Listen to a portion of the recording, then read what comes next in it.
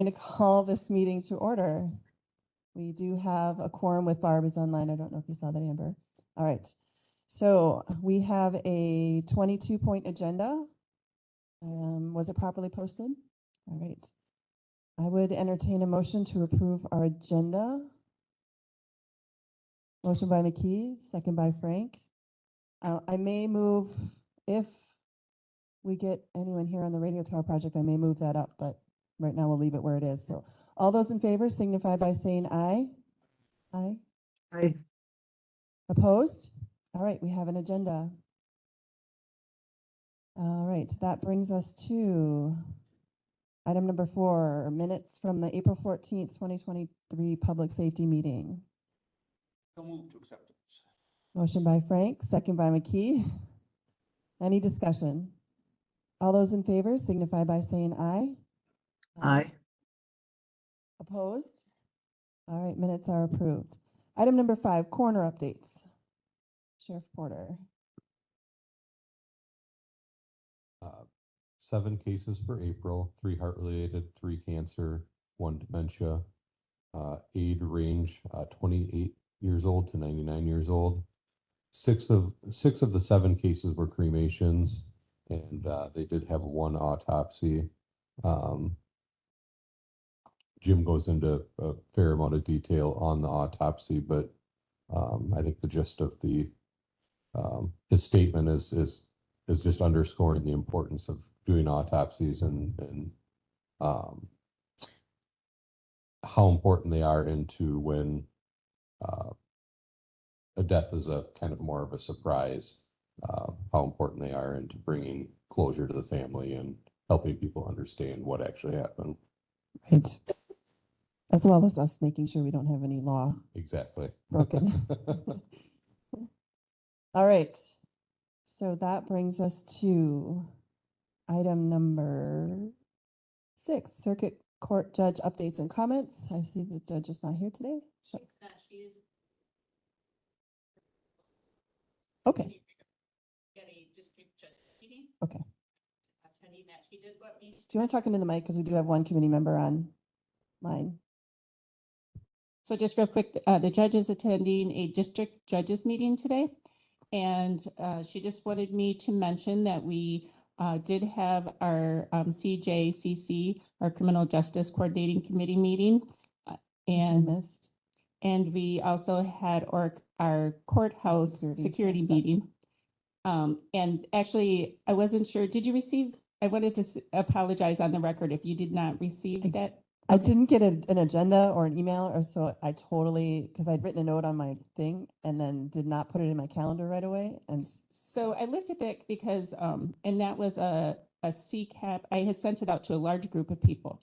And on that particular day, we were having Outlook issues. So for whatever reason, it went to Marty Brewer, but it did not go to you. That's why I wondered, because I was like, okay, because I don't remember, someone made a comment about the meeting and I was like, oh, I missed that. And it looked like it went, like if you go back and you look at my email that I sent, it looks like you received it, but you did not. And I think the same was for Clay.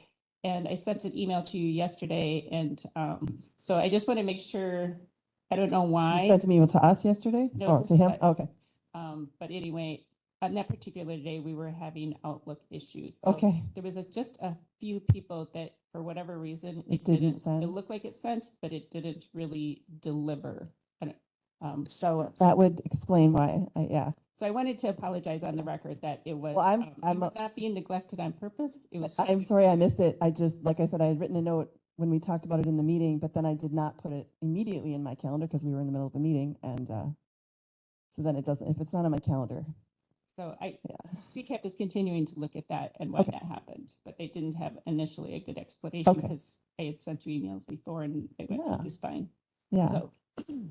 So on that note, so both of those committees are held quarterly. They'll be coming up. And I think maybe I'll have Stacy actually speak.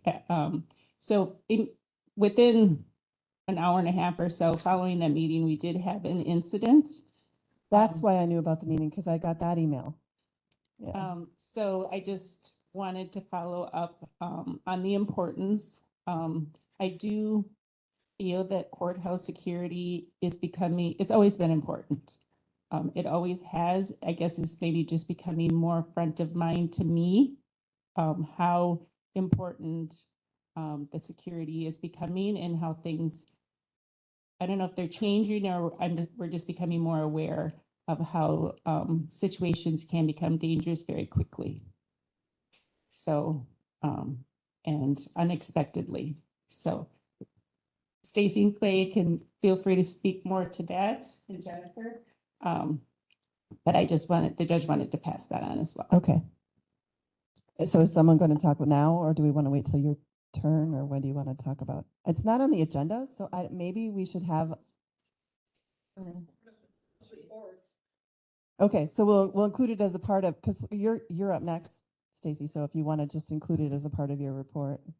Just one quick comment. The judge did fill out an incident report herself on that as well. So I think Clay can speak, but the judge did fill out an incident report herself. Okay. Is that one on top, or is there a little gray button?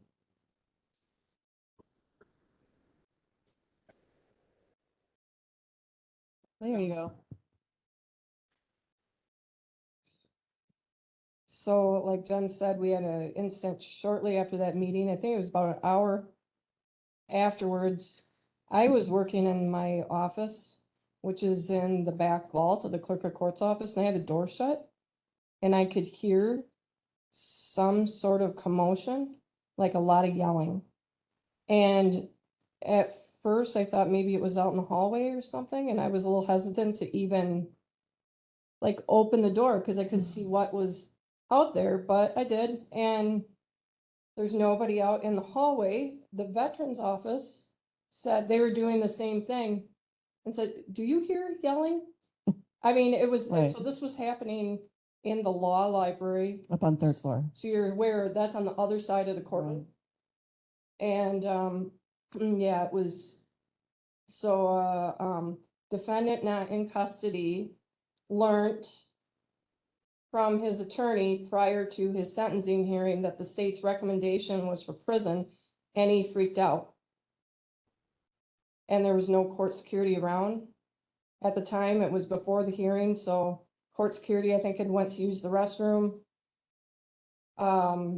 Absolutely nobody up there except for him and his attorney and his So mother. court was actually over at that point? Oh, It it hadn't hadn't, started. oh, it hadn't started It yet. was Okay. before the hearing, so, you know, Oh, the okay. attorney's like sitting down with him and saying, all right, This is what's going to happen. they're asking for prison. Which I'm not sure how it wasn't real to the defendant until that time, but that's when it became real to him. And to his mom, who was there and was not making matters easier. The mom and her emotions played into this. She told the judge was sending her child to death that day if she sent him to prison. Told the DA that, very fused up. As soon as the hearing was over, which during the hearing then, the defendant, But there was ways- court security in there during the, oh, hell yeah. Yeah. Well, there were alarms. I'm getting ahead. Yeah, So yeah. the incident happened. People were pushing the alarms that Okay. were upstairs. The clerk was upstairs pushing the alarms. Nothing was happening. I know because Jason Marshall told us that he was doing some work in dispatch. The dispatcher was on the phone. The alarm was going off, but the dispatcher wasn't aware of what it was. He told the dispatcher, "That's the courtroom alarm. You need to answer that." We know that. And that's So- the fact. And so at any rate, then I think there were 3 officers right outside of dispatch, and they went running up the stairs. So it was, I don't think Clay, it probably wasn't put over the radio. If it put over the radio, but the city police didn't show up, which they usually do. Okay, so at any rate, 3 officers went running up the stairs. This is still prior to the hearing. And so then that point, I messaged my deputy because I like, "What's going on? You okay up there? Like because we have no way of knowing what's happening up there." No response. I asked the court reporter because everybody was kind of whatever.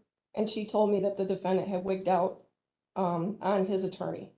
So at any rate, then they got him calmed down. Law enforcement got him calmed down. And the hearing started. The sentencing hearing started. And then, the state made the recommendation, of course, which is prison. He's in prison now. And he was very agitated. The court security officers were sitting either like off to his side or behind him. The court staff were, and some were standing. There were two armed ones right outside the courtroom at that time. The court staff, the judge, reporter, and the clerks. So I went up there too and was with Sarah. And we could see his facial expressions getting more and more agitated, his whatever body language getting more and more agitated. Yeah, Jennifer can attest to what that looked like from the other side. And then the officers did move in closer on him. Eventually, they handcuffed him during the hearing. The judge let him say his piece, which was about 20-25 minutes of F this, F that, F you, and at the top of his lungs. But she allowed a very good record to be made as to what was happening, though on print, when you read it, you don't hear that audio. It's too bad that there's whatever, but I know the officers had the body cams on. So I think at some point it would be worth it to show that to the security committee. And yeah, and the county board. So, Yeah, it was really something, and it really was unsettling to everybody. I mean, I So- was looking for something to hit him with if he lunged forward, to be honest. That's just the way I think up there, and that's because I have seen stuff, but I mean, it really rattled my staff pretty hard. so like from my perspective, what I guess what I want to know is, one, what was not perfect about how the incident unfolded and how it happened, and what can or should we do to improve that? I think would be the questions I would have. And I think that that's probably courthouse security's Cameras? under their, Well, first of purview, all, but- where it went down initially, you could have had a dead attorney in there. Over in Iowa County, they had an incident almost exactly like this some years ago with also a public defender who's now a private practice attorney. But very similar situation to what, this was a public defender, whatever, and that defendant was with, I think, his mom.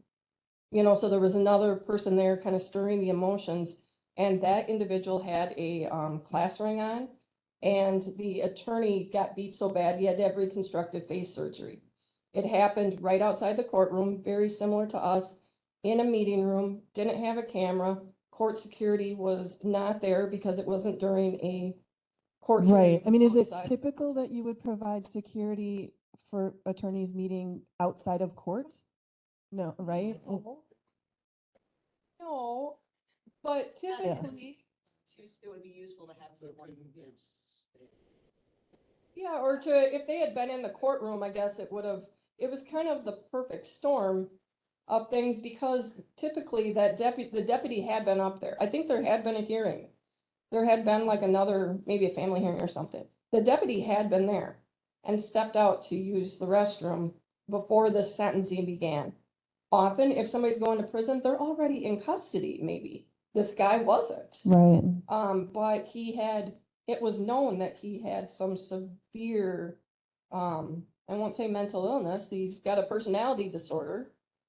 And he's got severe anger issues, and that's part of why he's going to prison, because of the incident that happened with a knife to somebody's neck and the whole 9 yards. Right, That's but so I guess I'm trying to look at it from everyone's perspective. I'm sure from your perspective, it's hard to have people up there every minute Well, I guess when things are not in session, or is it because I okay? get where Stacy's coming from and where Yeah. you're coming from, that we could have had somebody outside that door.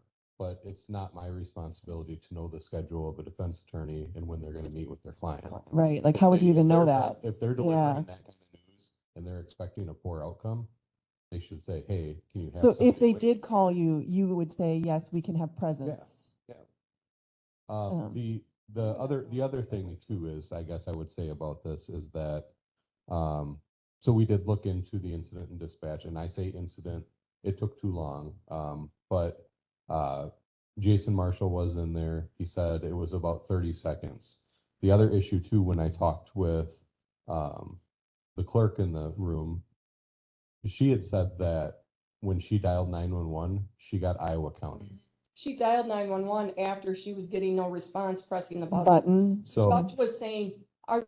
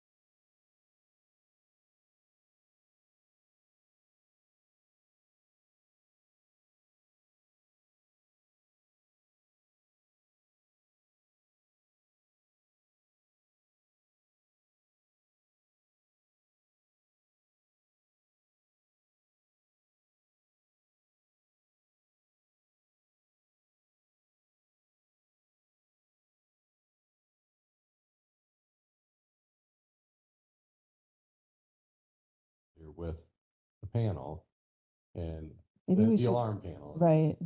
to make sure that they know clearly what's happening when that thing starts going off. does it sound, what does it? It makes like a beeping, it has a tone that goes off. And That's then there's unique this, to, unfortunately, there's this tiny little screen where it scrolls what's actually happening. It tells where the, Yep, it tells which alarm is going off and they're all labeled. So, I've got a question. Yeah. Attorney-client privilege. Uh, If we had a camera in the room, would we be running into that? Not if We- we don't have sound. yeah, we could put that's a touchy, I mean, we could put a camera in every room, but. I would um, think some attorneys might not like that, but Yeah, that's what you're gonna Yeah, run into I'm is not sure. then where do they meet? Like, Even where do they need to outs- have their privacy? outside of the room, we've, in the court security meeting, we're advocating for at least having a camera in that, because it seems like things happen a lot of times up in that foyer. There was another thing this week, somebody that got evicted got all pretty concerned, and there was a few weeks back where an eviction person hung around right outside of judge's chambers, which is no camera area. all right. You have a question? yeah, I do have a question. So, I understand the camera question, and I think there's some things going on with that. I guess back to that, who's gonna watch these cameras? Right. 24/7? It's when the Oh. buzzer goes off. The intent is that if somebody presses the buzzer, so law enforcement can see what they're heading up into. Right, and then who is watching? Expect that they're watching. And then who is, so law enforcement meaning dispatch? Yeah. Okay. So that's another thing on top of that. Just as we're talking about separating things, we need to make sure that we're looking at how much the visuality of all that, what equipment's gonna go in there, just so we have a bigger picture of that, because that's another big step. No, the cameras would run all the time. Bob, I guess to Bob's point is that, there's a lot going on in dispatch. Like I would encourage you to go spend a few hours in dispatch. There's a lot going on in dispatch and so expecting even a jailer or a dispatcher to just monitor cameras, that's It's not the not way gonna we currently happen. operate You couldn't. things. We And couldn't not to say operate. that's not a possibility in the future, that we have somebody who's in like a more of a master control type role, but that's not the way we currently operate. So, So could I go up after this meeting? and sit in dispatch for a while? Yeah, Okay. Okay. Madam Chair, one more thing about the cameras. Mm-hmm. We have a problem with our video conferencing in the jail because lawyers go into the visitation room where there's a camera and they are very paranoid. They're very upset that there's a camera in there and they will physically adjust that camera and the wiring. Talking So- about video conferencing. which is a problem. But it's a camera. In their mind, it doesn't matter if it's video conferencing or it's a camera. And they have broken it more than once because they don't want the camera there. They want the wires pulled out of it. And that will happen if we put cameras. So if we at least had that corridor outside the room. Yeah, that would work. Yeah, because that- you got nothing outside of chambers. The judge is a sitting duck for anybody. Right, who's pissed so off. putting a camera in that area makes sense, and it shouldn't be a problem for any attorney because it's not in the room where they're talking to That's their correct. clients. So that seems like a good place to start. Yeah, that's, I think what, yeah, the Okay. security committee has recommended that. So so they've recommended it to who? They're as they're going to put together A formal they're- request or? They're gonna engage in some 5-year planning on Okay. security. Right now, there's tons of security needs. John, interim administrator, he's very much, on board. He's aware of what most courthouses have. He's aware of how little this one has for Mhm. security. He's experienced and he's kind of, surprised, appalled, whatever. So it's Okay. kind of like finally somebody who's been outside of Richland County, who has seen what, the norm is. And I know Iowa County, they have a detector down there because someone works in the building that is being stalked. And I don't think that they are even in the court or anything. They work in that building. And so it was considered severe enough that they put up a metal detector, and in I don't know, a course of a couple weeks or something, they confiscated over 30 knives, Nice. some brass knuckles, and some other weapon like that. And we have zero metal detecting in the very least. I think that we could wand, Yeah. and that And would that's something be that the court security. security officer who's Yeah. already there, Right. gonna be there for court could do They could, yeah. if we Yeah. decided to implement There's a something. wand up that We they have- keep we in have the a few- courtroom. We have a few ones, yeah. I just never seen them really. So really, it's a matter of writing up a procedure. I'm assuming we need to be very clear, have a nice, clear procedure before we start wanding people, right? I don't know what kind of laws there are. Well, I about- think one of the things, and I think we're probably getting a little off topic, but Yeah. one of the things we discussed in the security meeting was, and is it gonna be a cheap fix, is signing Yeah. the courtroom better, making sure people are aware when they walk into the building that they're subject to search, Okay, and that's that what I way- was wondering, like, that you way can't it's just not a randomly surprise wand when the people, right? security deputy goes up and wands you, and it's to go through your purse, but to search their, Like Shoot, personal, walking with your bag. my bag, right, Now, right. Oh. But there's the signs on the courtroom doors now actually have all that, but like Christian noted, they're on the outside the doors. If the door is Open, you don't even see it. You don't see Yeah. it. So we do have that stuff there. We've had that stuff there for probably a couple. So we just need to make the decades. signage more obvious and larger Yeah, and additional then signage. actually start doing that.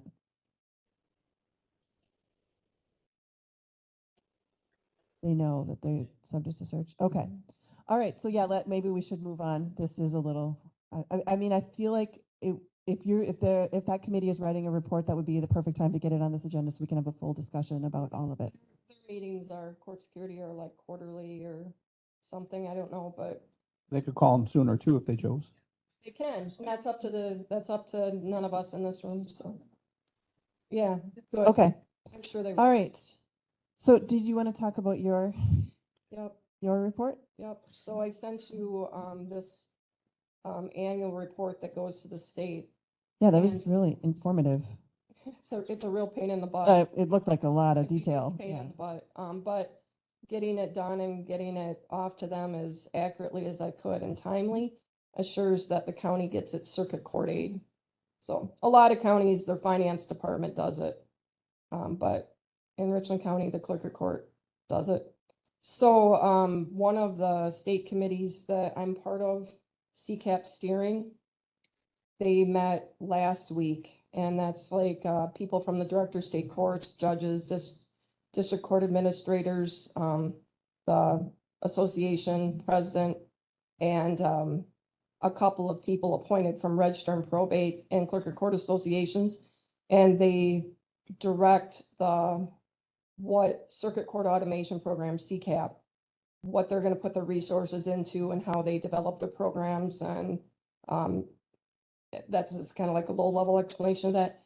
And something that we got through last week was that when CCAP rewrites its financial package, and that starts rolling out over this next year, supposed to have, an interface that will help with at least the first page of this report, the revenue side of it, because the revenue is, except for that very top section on the first page, the, state aid payments, all of the rest of the revenue in there is, a summary, each line is a summary of the thousands of receipts That you guys do.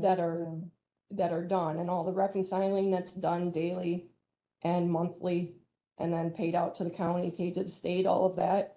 So basically, why the state wants this detailed of reporting is that they say, that if the state was ever to take on more of the cost of the circuit courts outside of the state aid that they provide, they want to know what they're getting. Getting the money. And, or even if they were to take a chunk of it, like say they were to take supporting jury or whatever.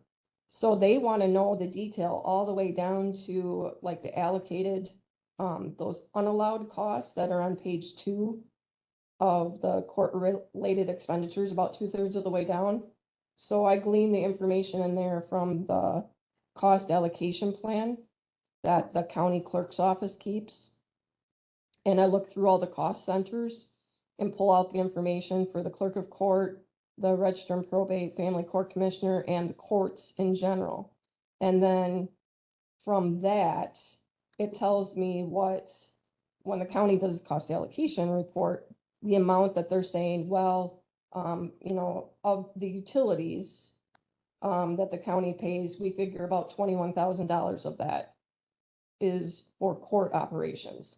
They say that maintenance, that Right. like custodial and maintenance of the court is nearly 48,000. Is what they claim, is apportioned to us.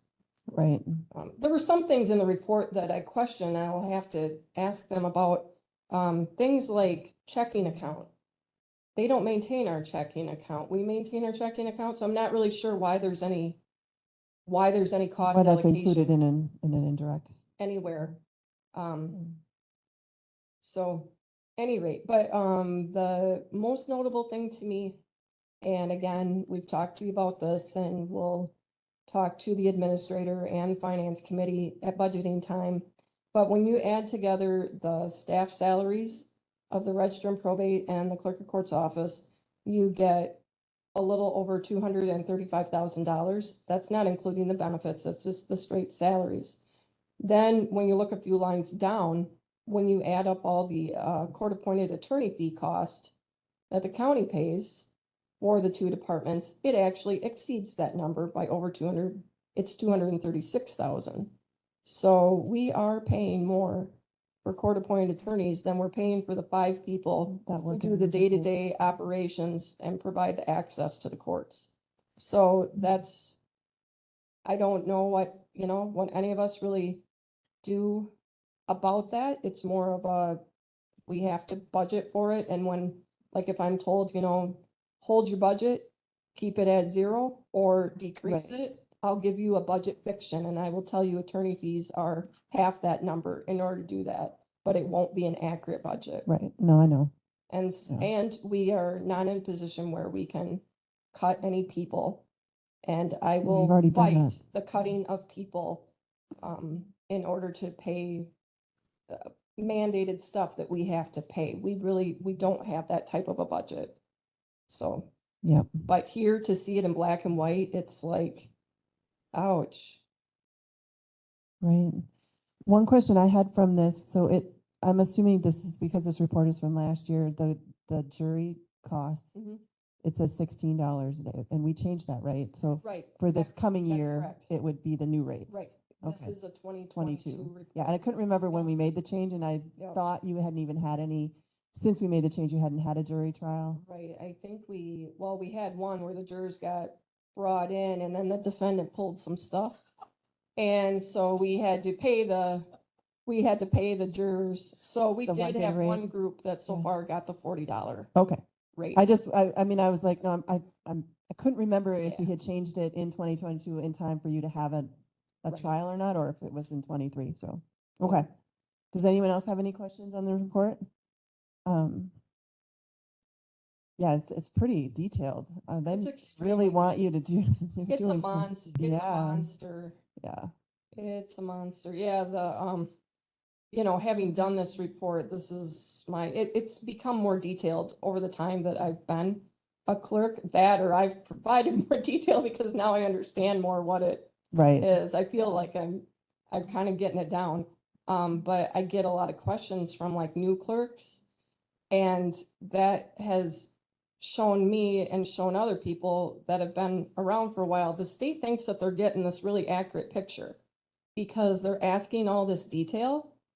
Even they provide like 100-page manual that tells you how you're supposed to fill this out. Mhm. But it's so overwhelming for new clerks and whatever, that I don't think they're not getting what they think they're getting. They're just putting a bunch of work on us. Yeah, And so that's the kind of unfortunate aspect of it. aspect of it, is you have to do it, but you're in the back of your head, you're thinking, what a waste of time. Yeah, So it's unfortunate. All right, any questions for the clerk of court? All right, thank you. So that brings us to probate.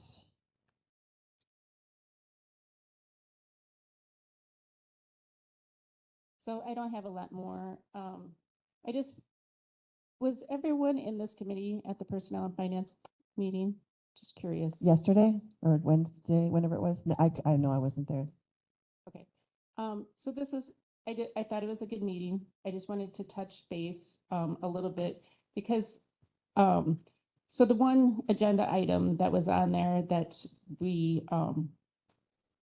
it was voted on was the department head, and that was not passed, that item. But if anyone wasn't there on this committee, I would just encourage them to go back and listen to the Personnel and Finance meeting. So I feel like it was not so long ago that we were talking about cutting my deputy and cutting law enforcement. And It wasn't. It was only like 6 months ago. Yeah. and yet I have to say I was surprised that that particular agenda item even passed at the committee level and went on to Personnel and Finance. So I just feel like I've mentioned this before, maybe all of you have heard it, but to keep in mind the big picture of every time you make a vote to make sure it's in the best interest of the whole of Richland County. Because I feel like sometimes we have forgotten where we were just 6 months ago already. And Yeah. that's how it feels to me. So I'm just voicing that opinion because I'm frustrated already. Okay. Duly noted. So All right. my budget's in good shape right now. That will change. It's early. Yeah. All right. So that brings us to district attorney update.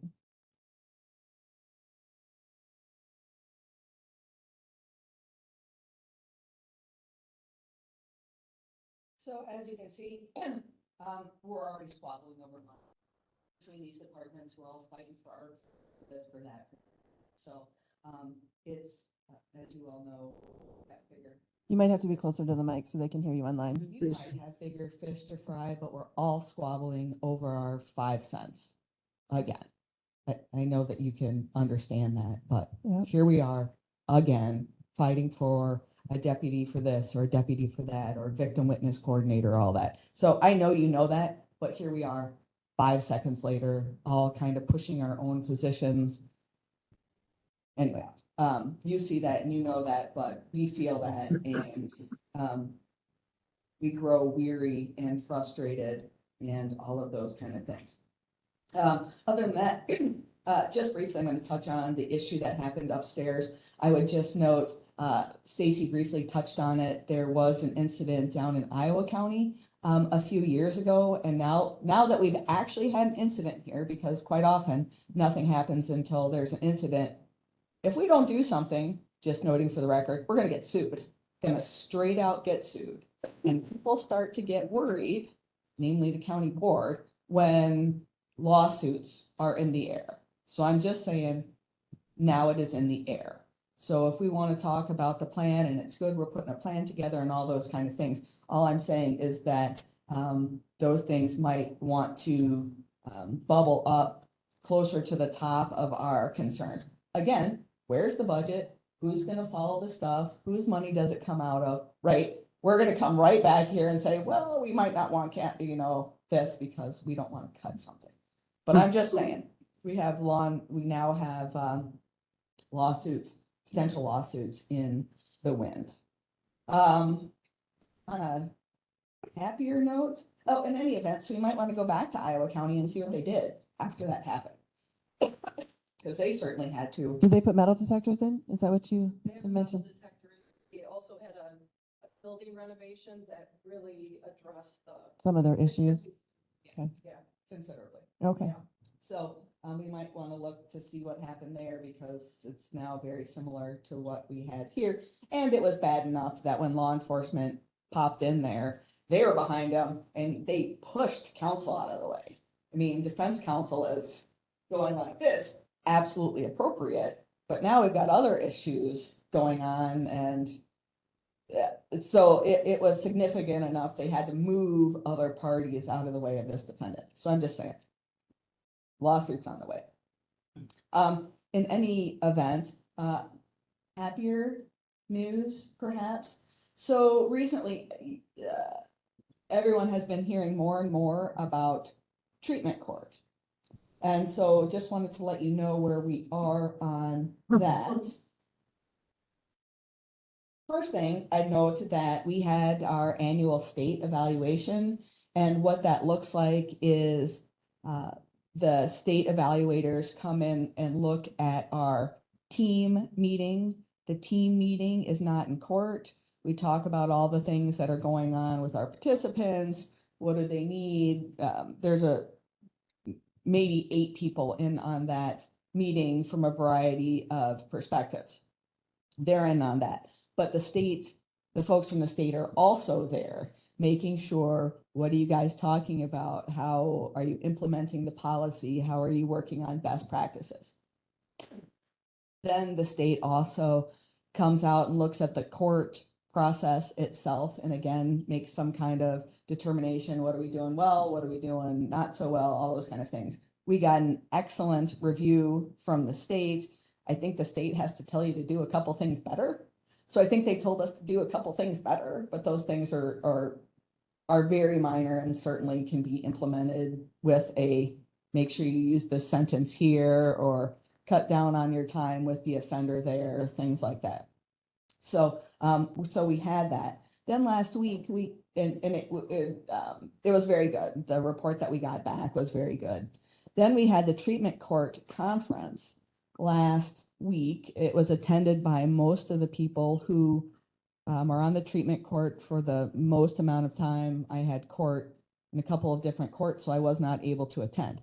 However, I did speak at length with Judge Chad Hendy. He was the judge of the year last year for treatment court. He and I actually both worked together back in Sauk County as prosecutors together. So he's very into treatment court. He does his thing. He is a presenter.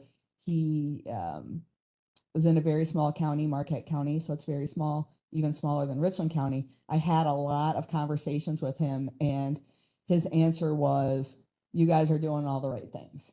I would say, hey, I'm frustrated with this. And he would say, here's one way you can work around it.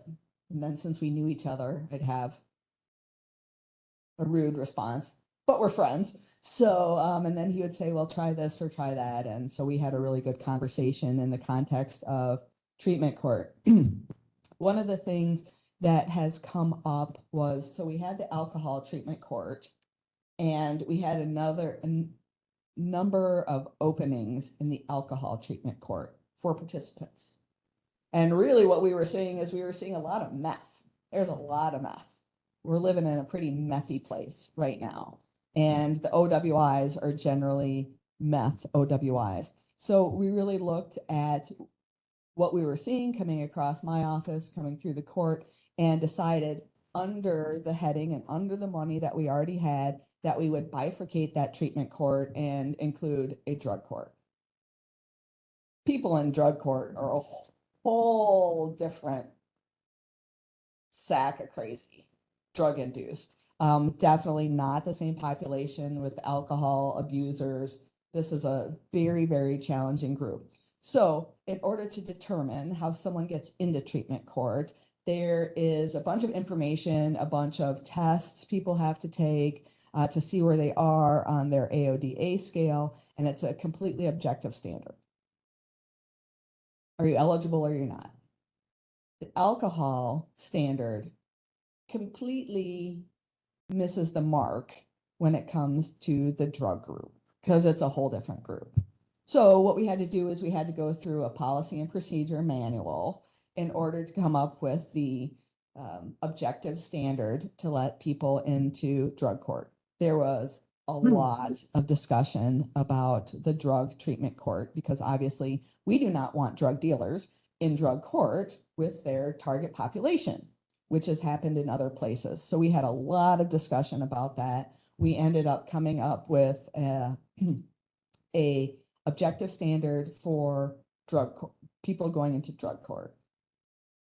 There was a big hootenanny about how that got passed.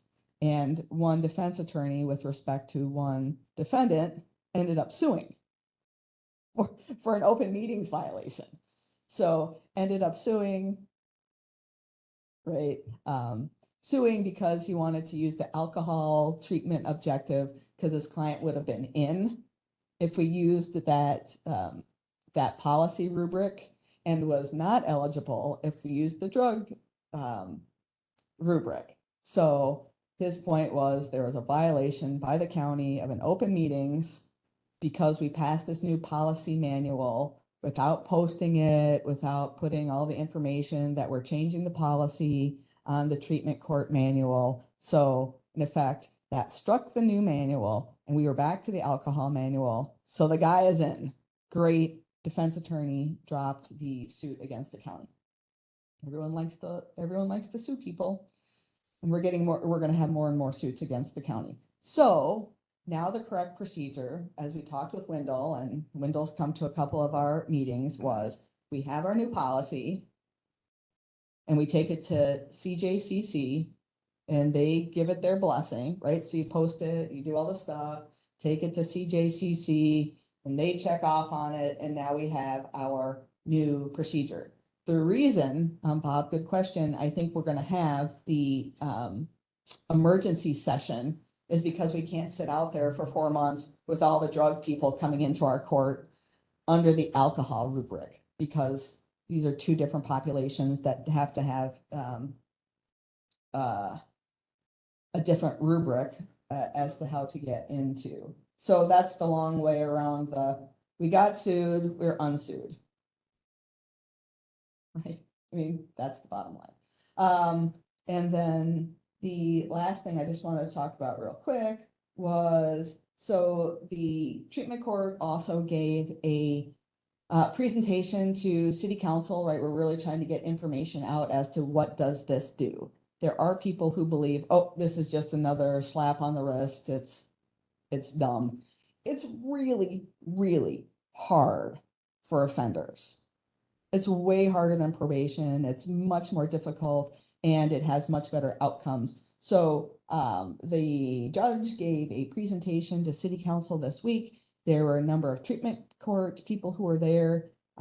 Lisa Gage, Judge McDougall gave her 10-minute speech and presentation, I should say. And there was no questions by the city council and pretty much everyone was on board with treatment court and had a much better understanding of what it looks like, what the mission is, and the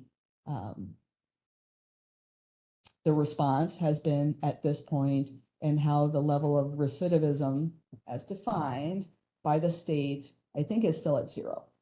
So Go ahead. as we're coming into budget season, and I know treatment court was one of the things listed last year as potentially being cut out of HHS. Right. Maybe that same abbreviated presentation is something that should come before the county board. Sure, and I can talk to the judge about that. I know that there's some other areas where that presentation, like personnel and finance, Well, Just making sure that, because I some- know that treatment court was definitely on the list of potential items to be cut last year. Of course. And, if it's to all of us, Stacy's gonna say, cut it. Jen, hold on. If it had to do with your budget, if they're gonna take that money away from your budget, if they're gonna take that money away from my budget, you know what I'm saying? I'm not saying that you're not, I'm not saying you're not behind it, but if it comes to your budget or their budget, if it comes to your budget or their budget or mine. right, I mean, I think at the county board level, it needs to be, we need everyone to understand how well it works, Sure. so that we will back it in whoever's budget it is in, whether it's HHS or. Sure, I yeah. understand whoever's budget makes a difference, as you Right. know. So more. It than does, happy- it does. Yeah, and so more than happy to pass it along to the judge and Okay. to everyone. I am 100% behind treatment court as to what it's done, it's what it's doing, but it depends on where the money comes from, is the bottom Right. line as to who supports it and who does not. Health and Human Services kind of did not think so much last year as it was part of its budget because it has a whole bunch of other things on its mission. So let's move it from Health and Human Services to over here. But Because then, then it right, gets into someone else's budget. So Right. I will end my comments like I started my comments, which is we are squabbling over dollars right. again. I understand why. But that's why I would like, I mean, I think that a lot of people don't understand what the program is and how effective it is. I think the key being how effective it is. Absolutely, 100%. Okay, And I think All you right. understand my point as well. I do. Thank you. I have no Yes. more comments. all right, all right. Thank you for that. All right, so that brings us to emergency management, which I don't see Darren on or in the room. But Mike Day is here, so before we get into all of the sheriff's department stuff, why don't we skip down to item number 19, radio tower project updates. Mike, are you? I know you're on, but are you actually there? His camera was on earlier. Yep. Okay, so would you like to just start and give us an update of where we are? And please tell me it's good news before we head into our May county board meeting where we're actually borrowing the money. Yeah, there's some good news. There's some things that are moving ahead, but there's still a little bit of bad news, but not, or unknown news. I'll put it that way, not bad news. I guess when I kind of broke it up in three different little categories here, and to give you an update, starting out with kind of the site acquisition piece, our main focus right now. I think we've got one more greenfield site that we're really needing a letter of intent on up at Yuba, but we did hear back from our last update. I guess we did hear back from the landowner there, so I think it's just a matter of a process there to get that site kind of locked underneath an agreement. The big challenge, of course, that we spoke about last time was the U.S. Cellular sites, and we still have not had a discussion or a response from them. We've had kind of an update response to let us know they're still looking at it or still running it up the chain on any type of favorable rates to the county. So we're still waiting on that, and so that's kind of our big unknown news still. We did have, I think Barb's probably got some more details on this, but she was telling me yesterday, I guess we did get or the county got a discussion with the folks from Richland Center, the staff there, and it sounds like U.S. Cellular, or the folks that we deal with, Pyramid Networks Services, which is the representative for U.S. Cellular, was trying to get, or is trying to get the city to update that agreement. And Barb passed along that concerns that maybe there's no language in there about allowing the county on that tower site. So fortunately, they have not signed that agreement, but I think that's what we were we were hoping to kind of get into those discussions and understanding. So hopefully we can expand that. I think Barb was trying to get a copy of what that was so we could see it ourselves. But certainly that's key, I think, in getting a lot more of the site acquisition stuff kind of in the completed state. So, Mike, can I just, one question quick? Yeah. What is our plan if US Cellular does not back down from their current cost? I mean, I'm assuming at this point, we need to have a plan. Yeah. Yeah, so, So what is it? so, again, the US Cellular sites are 3 sites. So, assuming that, the Richland Center is still a trade, basically, and I think you have the power to make sure that happens, and unless they just try and draw that out. But ultimately, they do need to approve you taking some ground space up there. So we're trying to explore that and what the details are of the Richland Center site. And the Richland Center site is the 4th site, or that's one of the 3? That's one of the 3. That's really Okay, your thank you. main site. So that's a very key. Right, yes. In the system design. We certainly we'll take a look at some other options and if things were just to totally fall apart, and are doing that. With the other 2 sites, Muscadet down to the south is very key. They have the rates they were giving us there are not extreme. So that site we feel pretty confident about, even if we had to pay those rates, that it would still fall within other rates that you're seeing.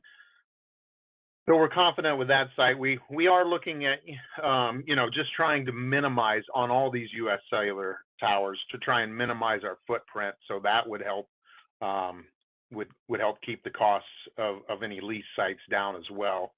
And then finally, on US Cellular, the Boaz site, that's the big concern because that's the one they really provided an astronomical lease figure. And so we are exploring other options there. So we're looking at that as far as coverage and trying to have if nothing else, something in our pocket for when we maybe get a chance to do some negotiating with US Cellular. So we're not just sitting still on these 3 sites. We are looking at other options and knowing where we would have to fall if something were to come back as just them not wanting to negotiate at all. So are you feeling like the numbers that you gave us financially last month are still accurate? Yeah, I think we're still in play Okay. with those numbers. So, Okay. and I don't really have any recommendation of updating them just at this Okay. time. So, Okay. yeah. All right, sorry for interrupting. Go ahead. No, that's fine. That's kind of our site acquisition. And again, this is our main focus right now, is to try and get these sites really nailed down. But we are moving ahead with work, again, trying to minimize any risk of doing stuff that would then, have to be redone. So, but we did last week moving to the kind of another piece of the update, the civil engineering work. We did have some walkthroughs at some of the sites. We were able to get out to 4 of the sites, Richland Center being one. There, I wanna try and get what we call a preliminary design or a preliminary drawing set, and so that's something that I think will be helpful. We should have that, I hope, next week here, and show the folks from US Cellular the kind of the ground space we would anticipate using up there. And so we're working on that, or they're working on that, the folks from Edge. We were able to visit the Keysville and the Gotham sites, which are 2 of our greenfield sites Again, looking for preliminary drawing sets. We look real good at Keysville because we've got, ample space there, and I think that's county owned. So we certainly will want you guys to kind of look through that and then if they have any concerns. But with Gotham, we want to be able to pass that along to the landowner once we have a preliminary drawing and kind of get their approval of the location that we've chosen on their property. And so, Make sure you say Gotham, not Gotham, when you're talking to them. They might be insulted.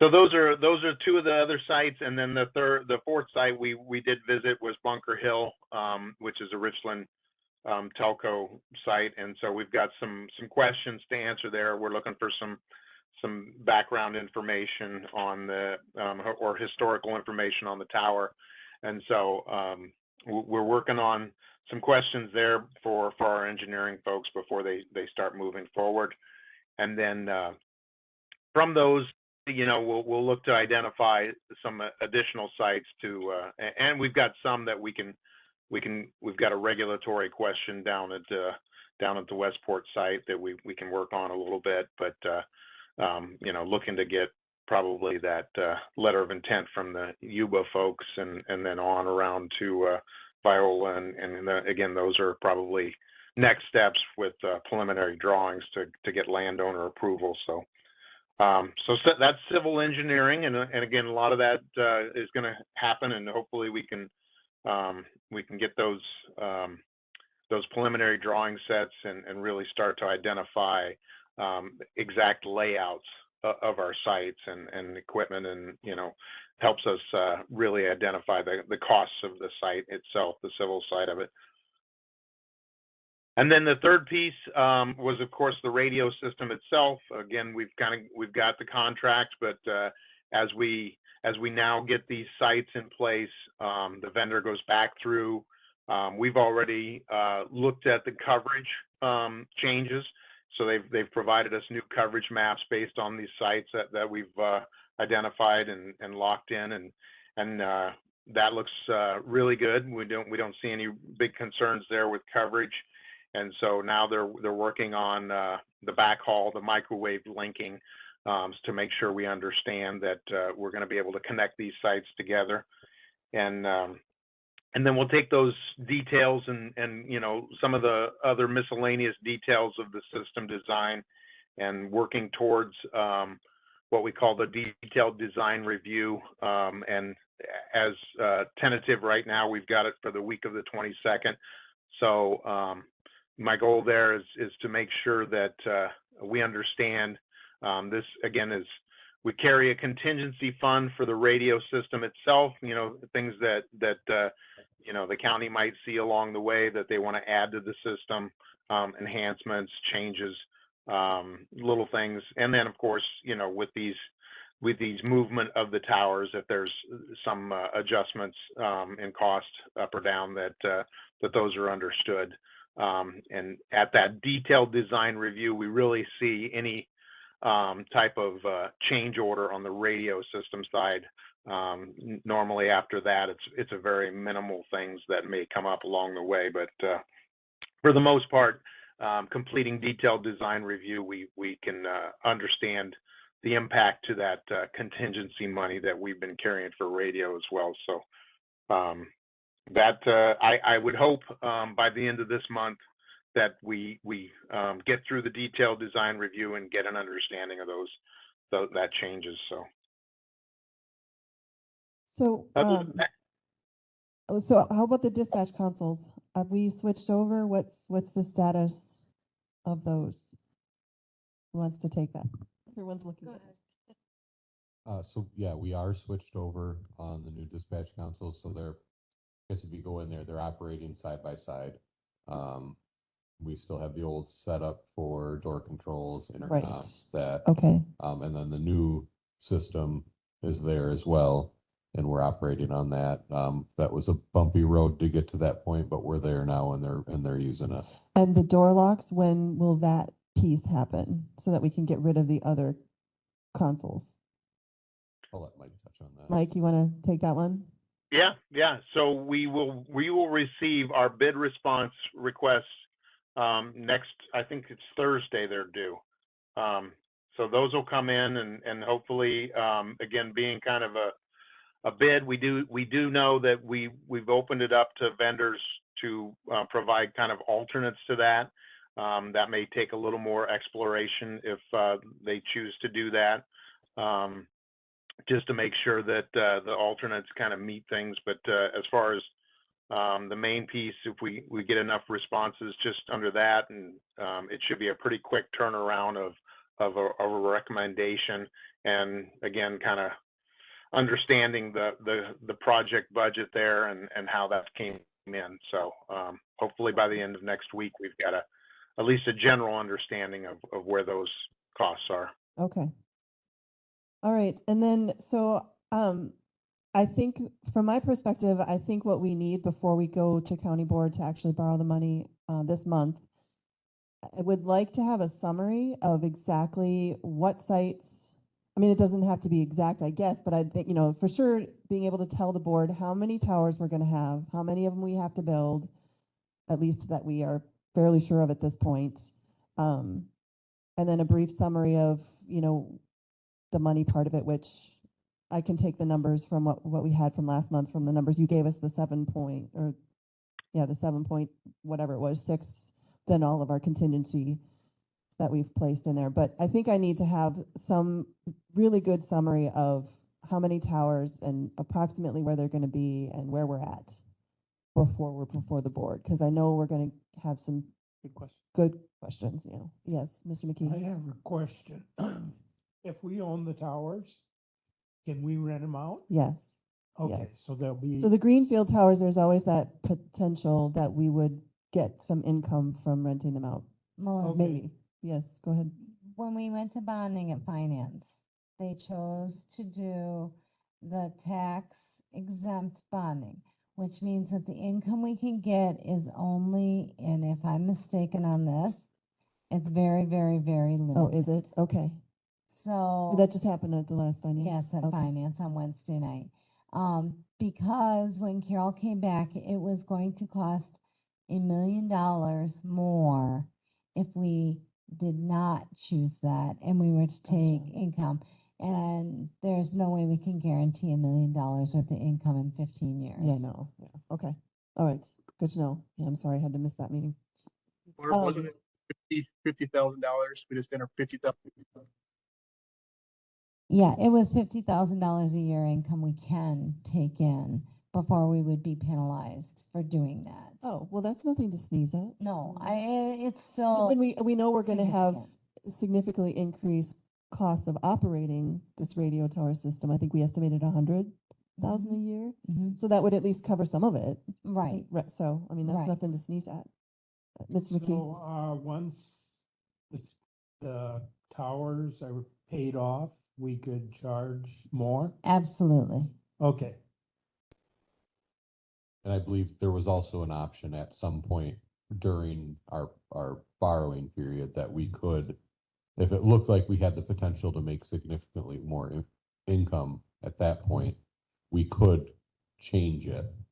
So we could, Oh, at that point, go to the other type of borrowing. at that point, we could go. Essentially refinance or something, Yeah, or Yeah. pay off early. or something. all Okay. those options, yeah. All right. Mike, question on the Richland site. You said there's some groundwork that needs to be done up there. Is that what's the groundwork at the Richland Tower site? A different shelter than what's up there now? Yeah. Yeah, so currently the county uses space in the US Cellular shelter, a very minimal amount of space. Would be extremely difficult to of course, run the old radio system at the same time you're trying to install a new one. But even as far as space goes, we anticipate 2 racks and a very large combining rack as a minimal need up there. Certainly, if we put in some additional mutual aid stuff there, we might even go to a third or rack for equipment.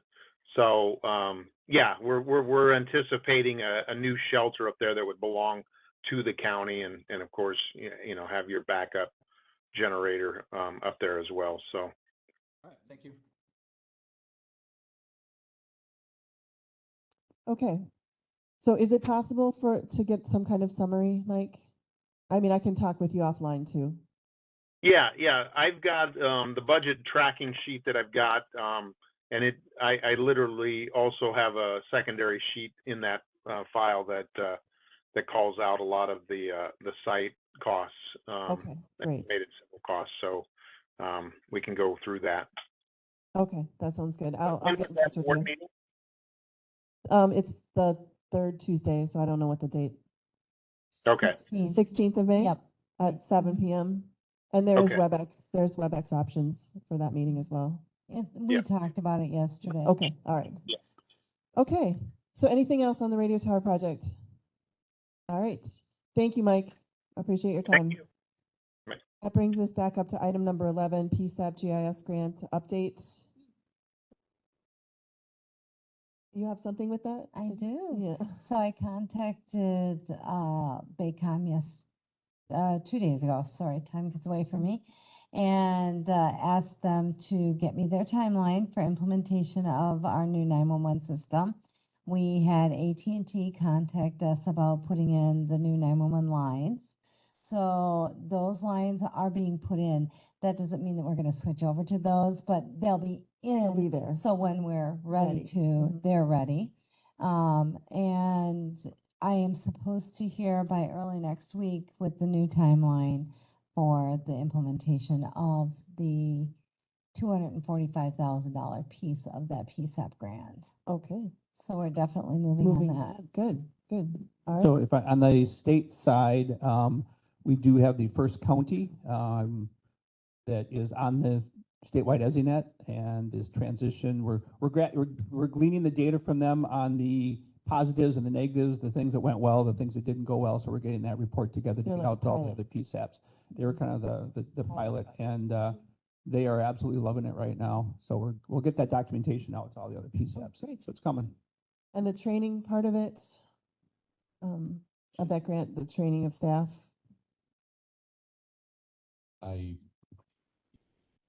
I need to bring Mike in here for that. Okay, Um, maybe for next month? Could yeah. you just ask him to pop in, Yeah. either online or whatever, but, Yeah. I know that we did set up, that's the,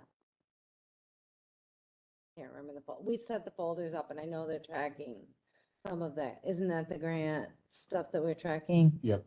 For dispatch, I know that they are tracking some of those things because we had to set up permissions and folders. okay. So I know they're working on it. Okay, would just be good. We don't have to have an update every month from them, but just every once in a while, just making sure that we're using our dollars the way we're supposed to. Okay, so moving on, item number 12, approve monthly invoices and other sheriff's department reports. So we'll go to your bills first. Is that what you? Yes, we can do the bills first. Okay. Open. Any questions about the bills? One thing that I wanted to point out was the Motorola Solutions bill for, it's listed under jail assessment. Mm-hmm. That was, the hope is that will be reimbursed by a grant, but it's a reimbursement grant. We had discussed that several months ago. Okay. That was for the body worn camera grant that we applied Oh. for the jail. Okay. So we got the cameras We have the. and we're cameras hoping now. that we'll get it reimbursed. Waiting to get the Reimbursement. Okay. Yep. But even if we don't get the reimbursement, we needed them We need. and had to have them, but We were yeah. down, I think Jason got us up and running and they're training with the new cameras now. We were down to our last body worn camera in the jail. Okay, and so they now came- everyone who, anytime, all of the, so people they- on staff will they have- Share 5 and then Okay. they log in when they start their shift, assign the camera under their name and they go about their day. business, okay. Yep. All right, and then would they wear that while they're doing dispatch as well? Potentially, yeah. If there was if there was a chance that they were to go back into the jail, I would want them to have it on, Right, but not. dispatch is already recorded, so I'm assuming Yeah. that's not, Yeah, you like, don't well, need the camera for that. yeah. Other than I suppose you could see the screen and if they're making some kind of weird mistake, you could point it out. But okay. All right, so I would entertain a motion to approve the bills unless anyone has. Motion by McKee, Second. second by Frank. Any discussion? All those in favor signify by saying aye. Aye. Opposed? All right, bills are approved. To your report?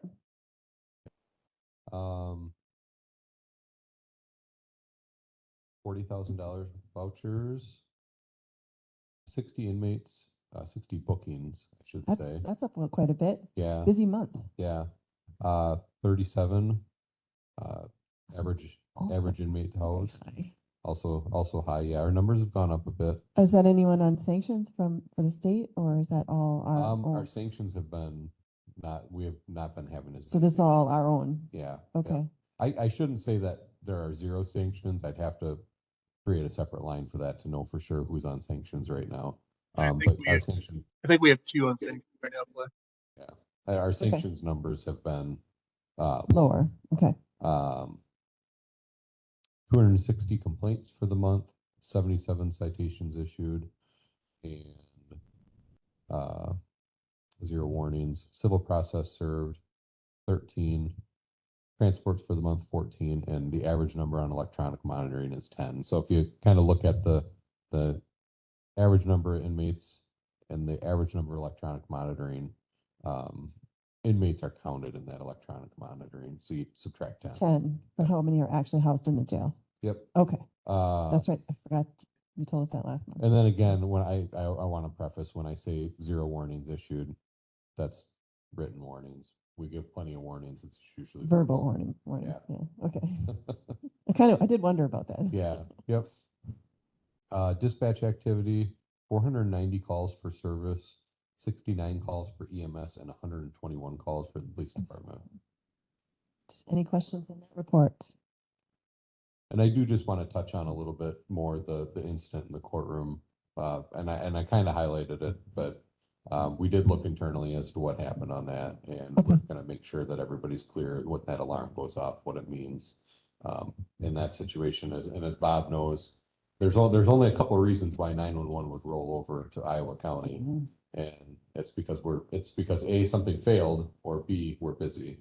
Do we know which it was? In that instance, we were busy. You were busy, okay. So, Yeah. yep.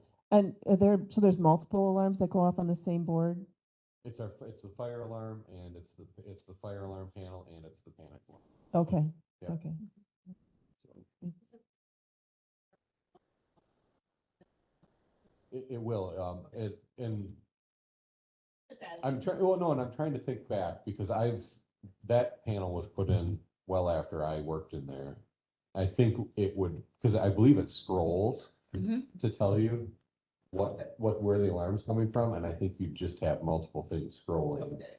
Oh, so it's not like it's a separate light for each place No, that it's going off? It's a tiny little. It's one light with a display. display that tells you what light is But going. the other thing that happens when that goes off is Mid-Wisconsin Securities also calls dispatch at the same time because they receive the same signal in case So did they get routed to would help. Iowa County 911 too when they called? No. they call in through the regular number and they say, you have a panic alarm going off in the courtroom or wherever. So that's our secondary backup. in case they don't see that alarm going off in the visual signal. But yeah, so we are looking into Addressing it. that, verifying training and making sure people are clear on what's going on with that channel. So maybe we just have to have because it probably doesn't, thankfully, it doesn't go off that often. So do we do any kind of training exercise where people randomly turn it off just as a practice? So we test it monthly. Okay, And so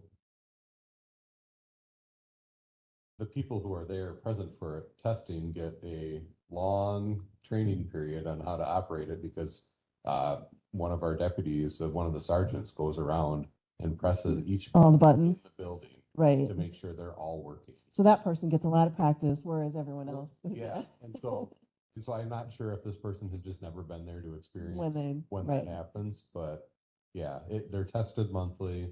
Okay, And because they operate on batteries, we Oh. want to make sure they all work. right. So that's really good. Okay, Yeah. all right. One question. Yeah, Mr. McKee. You said it's just a small scrolling at the bottom of the screen? Yeah, it's a little LCD screen and it scrolls. what Can the that be message is. set up so that it appears red? I don't think we can change, I don't think we can alter the color. It's a Oh, green and black display, yeah. So. And it's not connected to our dispatch consoles in any way where that could pop up no, on their nope, screen. it's its own It's a separate separate panel. thing, yeah, If you okay. walk up to dispatch, it's the red and white, red and silver panel That's, above the file cabinets. Okay. So, all right. yeah. Okay, well, I mean, what I'm always, it's terrible that it happened, but you're addressing it, you're improving your procedures. I mean, I think that's what we should do. And Yeah. so, and if there's more that we can do, maybe we should be thinking about that as well, but, okay. I don't know what's, any other reports that you need to? I guess I'll just touch on, Aaron added an item into the folder at the end, regarding staffing. So we have. I think that's on our, Yeah. a separate what's it, agenda the item. Staffing report? Is there a staffing report on there? I don't see it. Oh. I'll just touch on that in my report. We have hired, all of our full-time positions have been hired. They have not all started yet. But they have been hired starting soon, and we'll start the training process with them shortly. So, fully staffed. Fully staffed. For now. Well, I say that because we have everybody hired, they need trained. So fully staffed, sort of. People-wise, yeah. Yeah. Did you hire that person that we interviewed last week? Yes, yep, Okay. we hired Shirley. She accepted a position, and so for the jail, we hired Shirley, Devin, and Dylan Lemke. Okay. And for the road, we hired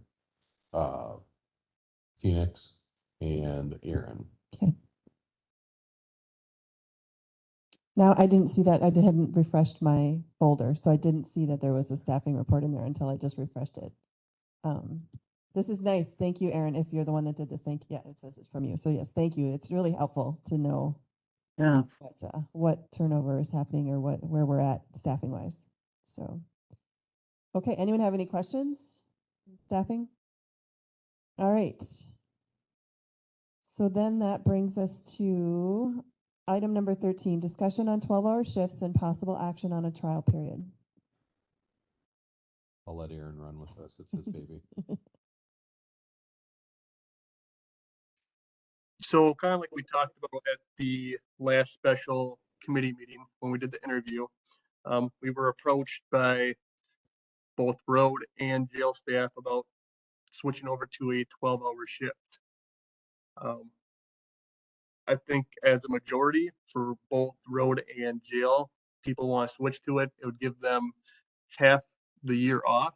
So they would have a larger percentage of their days not working.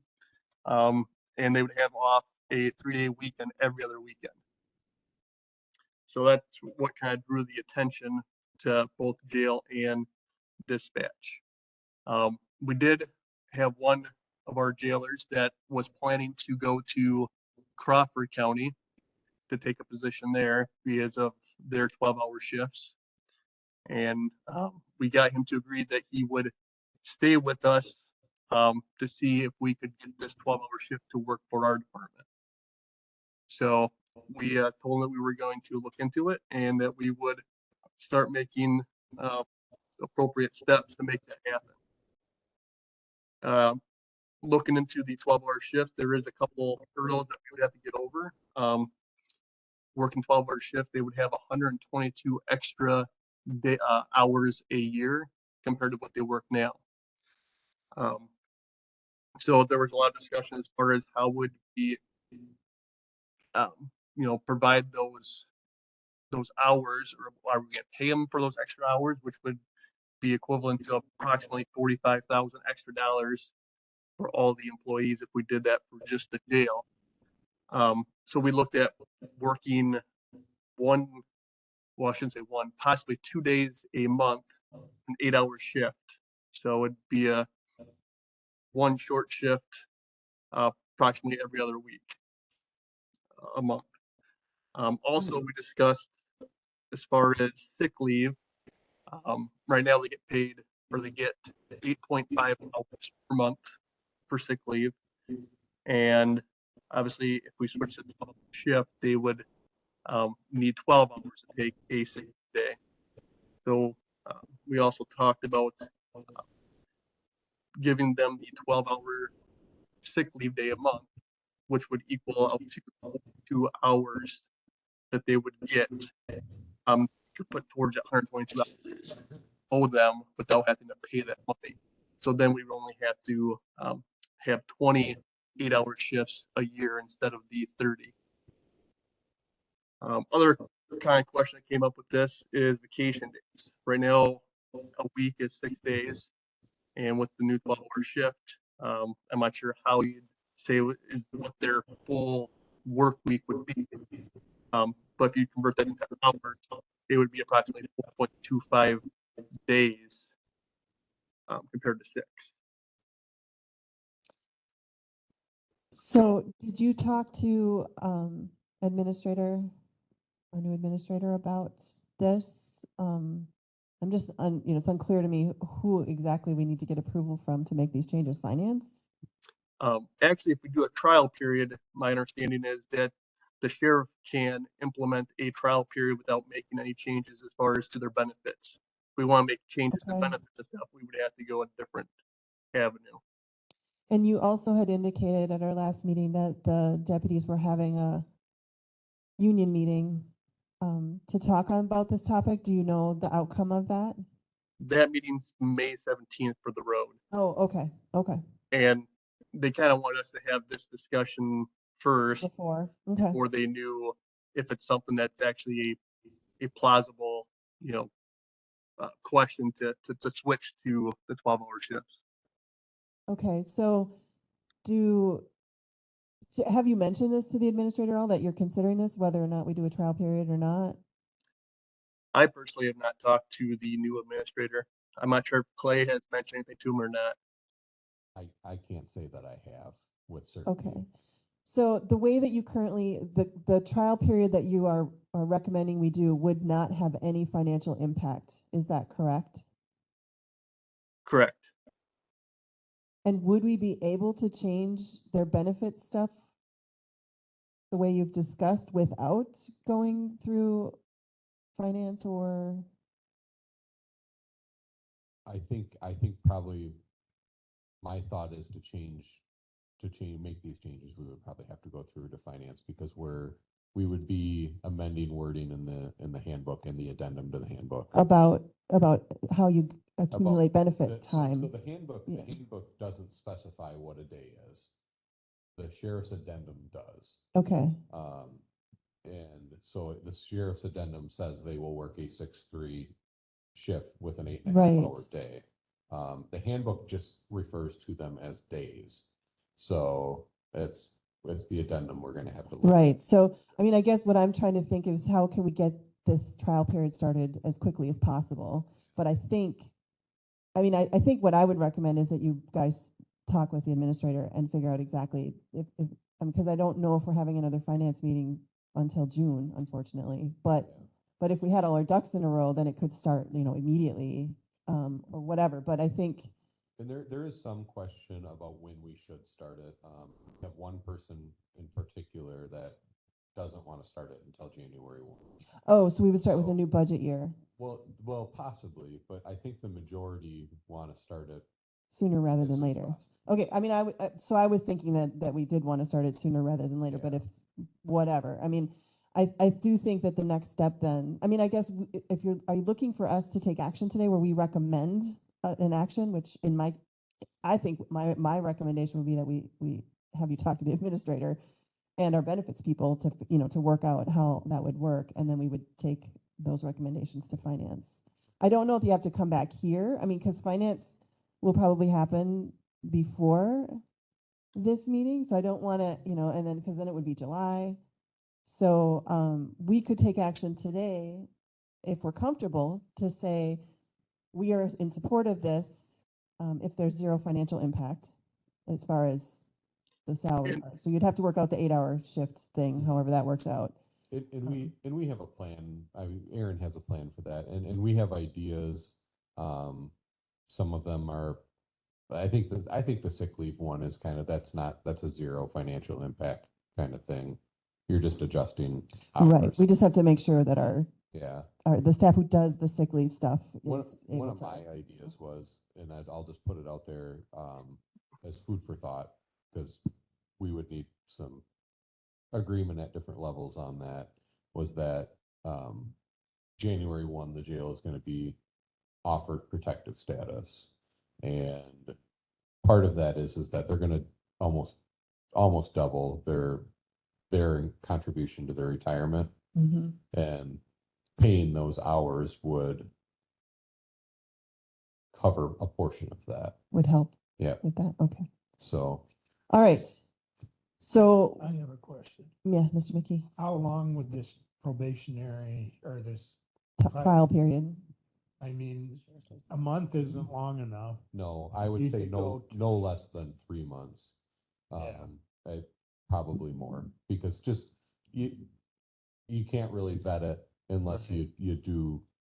I would several think 6 months is probably, And you already have scheduled vacation blocks out for this year. So, and I think that's part of the concern Yes, with right. I don't think, I know that's the concern with the person who wants to wait till January 1, is they have their vacation set for the year. I think once they see it, I think those days can probably, because now potentially they're only going to be working half of those days, and they can Right. just rearrange the days they took off to cover. So I don't think it's as big of an issue as, until you're in it, it's a little hard to picture, I'm It- sure. it is. Yeah, It until you is. actually have the schedule kind of sort of figured out. And have other counties you've looked at, do they allow trades to allow people to work those, take days off and switch their 12 hours back and forth? I think, I mean, I myself would allow it. Okay. Well, Does we that mean- used to do that all the time. I know, I just want to make sure is It- that it- part of what language needs to Yeah. be looked at I when don't we know do if it this? needs to be included, but like I'm saying, when you were here, we used to Oh, do yeah. that all the time. Absolutely. It doesn't get done anymore. Nobody trades, Oh, no. rarely do they trade for days off anymore. Okay. So, yeah. Okay, so I guess, again, question, what action would you like us to take today? Are we not in a hurry? Do we want to just let this kind of take its course, or do we want us to take some kind of action today so that if you want it to move forward in June, it could? You tell And me. I don't know, Clay, I mean, when we did this trial period back when Wes was still here for those 10.5-hour shifts, I mean, I don't think we got any approval at all to switch to those 10.5-hour shifts. We just worked with what we had. We just didn't change any benefits. It didn't have any effect on the county as far as budget wise. So I think we just ran with it until we decided to not go forward with it. So if you implemented these 12-hour shifts, the county clerk's office would not have to do anything different to figure out sick leave and benefit time? They wouldn't have to do anything? Not at this point, no. Okay, If we went to it permanently, yeah, probably have to figure out some things, but as of right now, the way Aaron has it structured, they're not going to be working any extra hours, at least for the trial period. The amount of hours they're working will be the it'll be same. the same, so it won't, Yep. and how they accumulate sick leave will not change? No, yeah, correct. Okay. Yeah. So I don't know, committee, I guess I'd like to hear from you. I mean, I do think the administrator should know about this, just because he should know. I'll talk to him about it. I don't want to say that we're just telling you to do or allow, whatever. I feel like he should be informed. Regardless. Mr. McKee. I would like to make a motion that we allow the sheriff's department to form a trial. Of 12-hour shifts. For shifts. And this is both for the jail and road patrol, or? It's as of right now, it's just for the jail. Just for the jail, Jail okay. patrol, The jail dispatch, jail yeah. dispatch. The patrol needs to figure out things on their end. And maybe they are more prepared than I think they are, but like I said, the union has not met about it yet, so I don't. Okay, so it's just jail dispatch we're discussing. That sounds good, Aaron? I think we should probably do for jail dispatch and road. That way, if they do vote to go forward with it, they have that option. Okay, so you're making the motion to allow them to do a trial period of 12-hour shifts in both jail dispatch and road patrol. That's correct? Okay, do I have a second? Second. I'll second. I'll give it to Barb since, thank you. All right, so I have a motion and a second. Any other discussion on this topic? I will add the caveat that you will also inform the administrator. in that Yes. motion. Yes. All right, any other discussion? All those in favor signify by saying aye. Aye. Aye. Opposed? All right, let's give it a whirl, see what happens. So obviously, in a couple months, if you could give us kind of an update of, maybe even every month, just mention how, if you're doing it yet and how it's What going. kind of feedback we're getting. Yeah. Yep. Okay. All right, so I gotta get back to the agenda. So that brings us to item number 14, discussion and possible action on emergency pay increases. So I will just give you a brief, before I let Chief Deputy or the Sheriff talk. I spoke with Chief Deputy a few weeks ago about the issue we're having with turnover of staff and staff leaving in the jail for more pay, better benefits. It seems to be a rather regular. And even though we just got the report that we are full staffed, it seems like I hate to say it, but it never seems to last long. So the concern that he brought to me is that, there are state statute it's jail administrative code that we are required to have one male and one female jailer on. If there's a male and female inmate, which I don't know, do we ever not have females in the jail? Very, Very rarely. Very rarely, yeah. So essentially, all the time, we have to have at least one male and one female. And the deal is if we can't meet that, then we have to close our jail. It's not like having less prison. It doesn't matter if you just have one male and one female inmate in the jail. If you don't have one male and female jailer dispatcher, then you have to close the jail. Am I accurately? Not to that extreme. We would have to house all our females elsewhere or all our males elsewhere. Right, Versa. Yes. Yeah. right. We wouldn't necessarily have to close, but we would be paying $60 a day to keep them somewhere else. Right, there's no, the one thing I did find out from the jail inspector was that they don't in code tell you if you have 30 inmates, how many jail staff you have to have. It's not like, because like in other places they will say if you have 15 second graders, you have to have one teacher and one aide every 15. So if there's 30, you have to have two teachers and two aides. They do not define it like that. However, for safety of our staff and the safety of, and plus we're asking our jail dispatchers to do two jobs. One person has to be sitting at the dispatch console all the time. They can never leave. So anyway, the conversation we were having was, this is becoming a crisis because if we cannot adequately staff the jail, the reality is we still have inmates.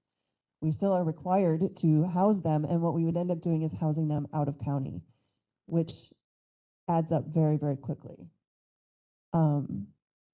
So what I asked him to do was to look at what other counties are paying, look at what other counties' benefit packages look like, and come up with a recommendation about what we may need to do in order to keep our jail open. And if we can't keep our jail open, how much will it cost us if we are housing inmates out of county?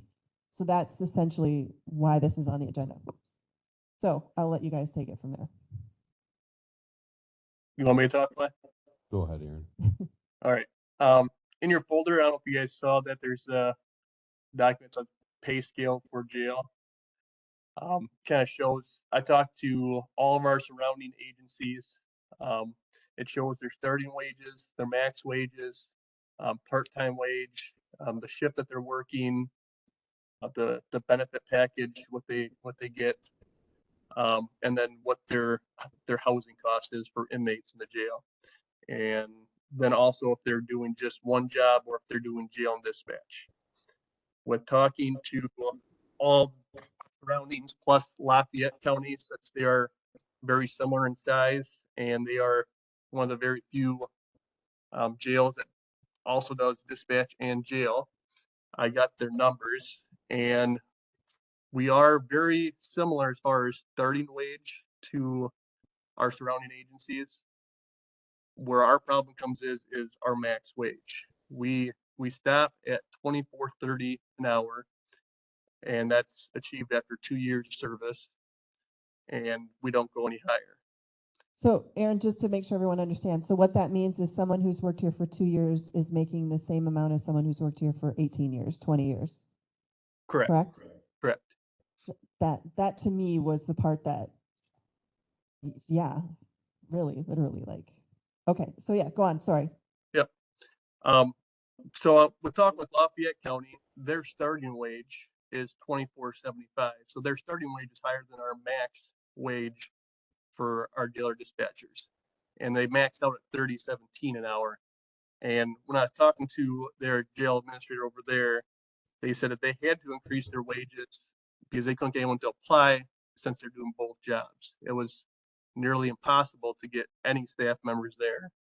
And by increasing it, knowing that they're doing both jobs, they were able to get applicants again. They also have a great benefit package. They have a state plan with the zero deductible payout as well. So, I mean, they got the benefits, they get the pay, and they're getting applicants. They still say it's not great, not like back 15 years ago when they're getting 50, 60 applicants, but they're getting applicants in at least at this time. As far as the housing costs for inmates, it's approximately $51 a day. I mean, that's on the cheaper side. Iowa County, they're charging $60 a day for an inmate. So at our average inmate at 25, that'd be approximately $465,000 a year that we would have to pay if we can't keep House our jail. all of our inmates out of county, yeah. Correct. And so I did, on that same page, I posted our step scale. It shows, when someone starts right off the gate, they're 23, 25. And if they continue to all the way up to step 8, like Carlson Detman recommended, our max pay would be $26.42, which would be right in line and plus kind of right in the middle for max pay with all our surrounding counties. Right. Yeah, still not the same as Lafayette, but Correct. And then I also included in your folder as well is the step increase and what that would do if we would continue the step increase up until step 8. I showed what our current steps are for our employees, both sergeants and just jail staff.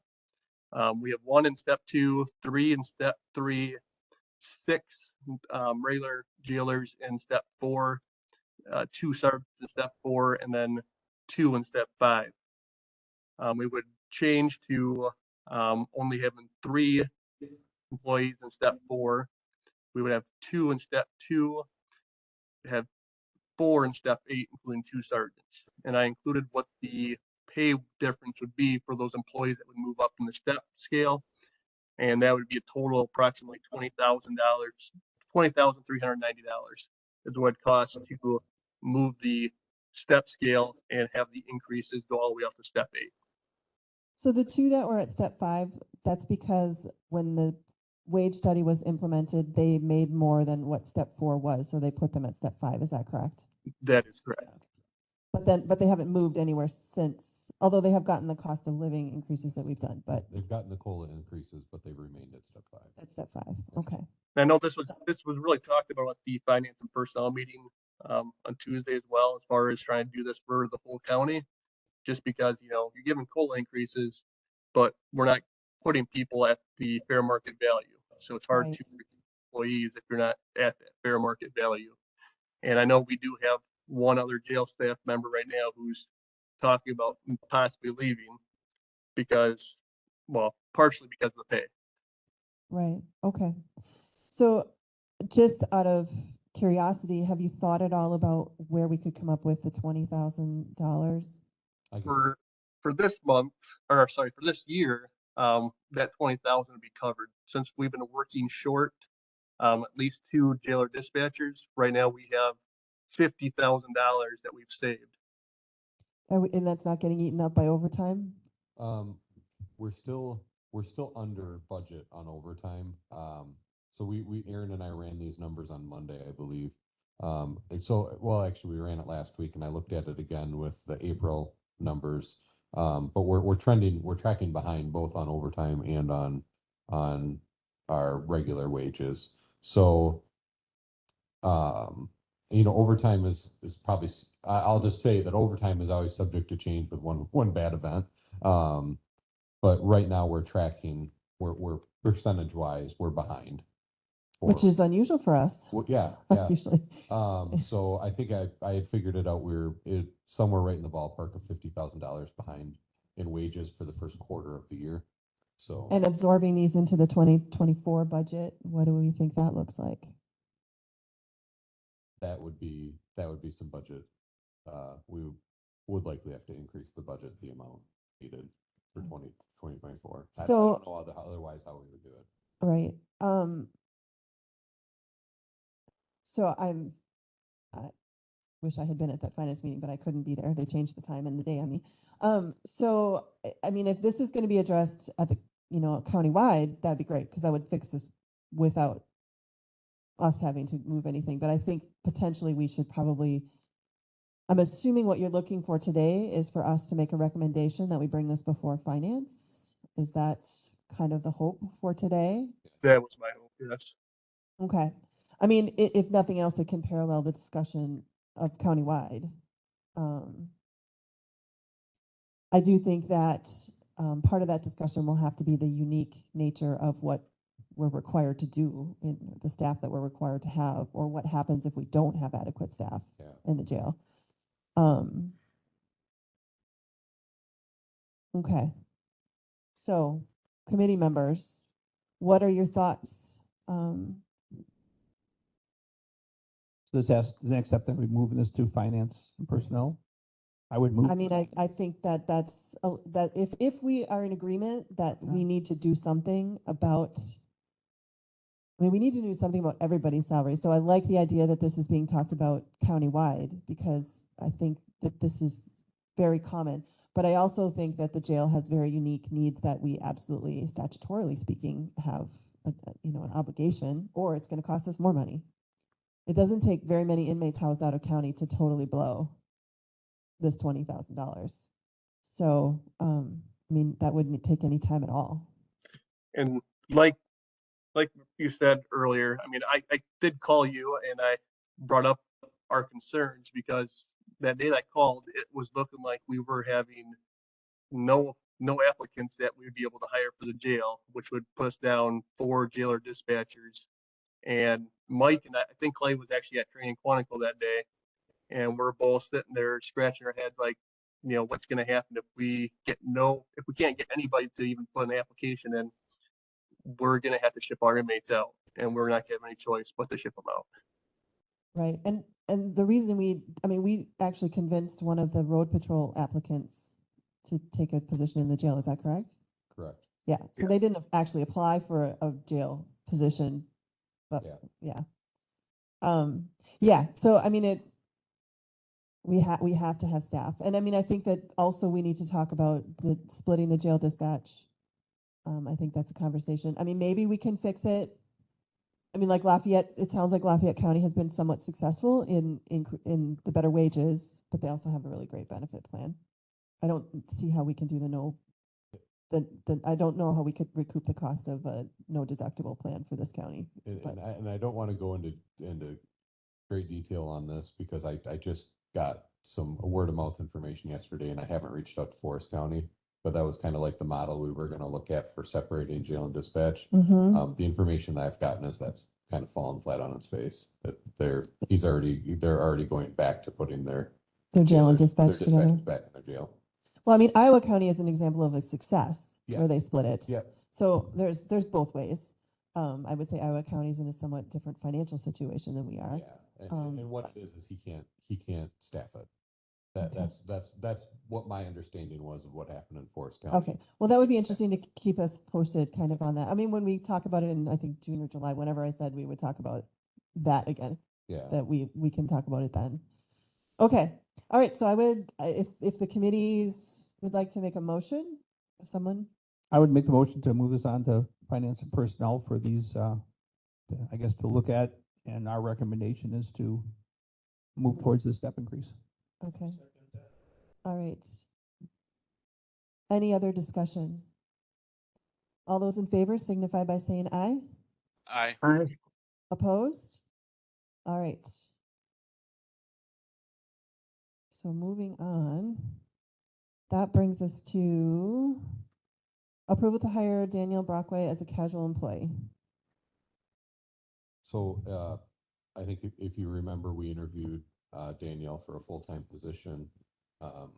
After selecting who we were going to hire for full-time, we did reach out to Danielle to inform her that that we had not selected her, but we also asked her at that point if she would consider part-time employment with us. And sounds like she's interested in starting here and working part-time for us. So just kind of looking to move forward on that. Do you need approval for casuals? I thought we decided last month you didn't. I think there's some, I don't, So we'll do it just to be safe? we'll do it to be. safe. Okay. I would entertain a motion to approve the hiring of Daniel Brockway as a casual employee. Motion by McKee, second by Frank. Any discussion on that? Is she certified? Or She's a certified jailer. jailer? yes. Okay. Any discussion? All those in favor signify by saying aye. Aye. Opposed? All right, you have your approval. Item 16, discussion and approval of Spillman AVL module. That was the invoice that was in our It just closed that. thing, I think, in our, So yeah, so Spillman, it's Spillman Flex, I guess is probably the more accurate, Flex AVL. But what it is it's a attachment to our CAD RMS software, attachment to the mapping portion of that. And what it allows us to do is see in real time where our squads are located throughout the county. So is this a budgeted expense or it's This- coming out of our equipment? this was a planned expense in the borrowing. Oh, okay. So I talked with Clint about this. It's a little bit higher than what we had set aside for the borrowing. But as we kind of discussed at the finance meeting the other night, we were told we had budget for 3 squads. We're gonna fall short of 3 squads, and this year, we don't need 3 squads. So we carved out some money from that 3rd squad to do a match for the PSAP grant. But there will still be probably a little left over To for cover the this. remainder of the module. Okay. Yep. All right. Sounds good. So will this cover just the squads, or is this going to be available for the ambulances and other emergency response vehicles? There is potential for that. They would have to have the equipment that would allow that. They have the modems from FirstNet They're that not have, connected- They're not connected to Spillman though. As of- right, but your modems allow us to do that. And they would have to have a piece of equipment to allow us to interface. So would this allow a 911 call to get a better or more accurate response of service? If a call comes in, will that telecommunicator then know, Who the fastest available officer would be? yes? Yes. But it's after the call has hit the PSAP, so I don't know. That would be a question, because it's after the call has hit the PSAP. Right, but it is Are a you talking about whether it could be response. covered by a grant? Yes. Yeah. We just went through this at the last subcommittee meeting on expanding the purposes of that grant. And this is one of the topics that came up. We haven't seen the language written yet, but that should be out in the next 30 to 60 days. Because we're going to be applying for, the new grant process should be coming out by July 1st. Okay. We've So- signed for this year, but there'll be support for next year. Probably needs, if you have a contract to support, it probably won't cover. But if this could be held for a couple of months to see if this It's state at would cover least that. signed, isn't it? I haven't signed this yet, no. Okay. Oh, good. I would recommend if this doesn't have to be done immediately, to hold this a couple of months and see what the state grant project looks like for the 911 stuff. I Okay. think it might be possible. So is it okay to hold it or is it not okay to hold Um, it? How will the vendor feel about that? I guess I don't know how the vendor will feel, but Price will go up. Well, there's a date lock on there for a year, it says, through next year. is it? I thought. Oh, said it does 30 say days. 420, expiration date 4/27/24 for the quote. Whoa. Whoa. Oh, I mean, you could explain to the vendor what, that we're looking to potentially get it covered on a grant, just Yeah. so they know what's going on, that we're not blowing them off. And the or something. vendor's getting other significant business from us right now. Right, so they should be pretty lenient. yeah.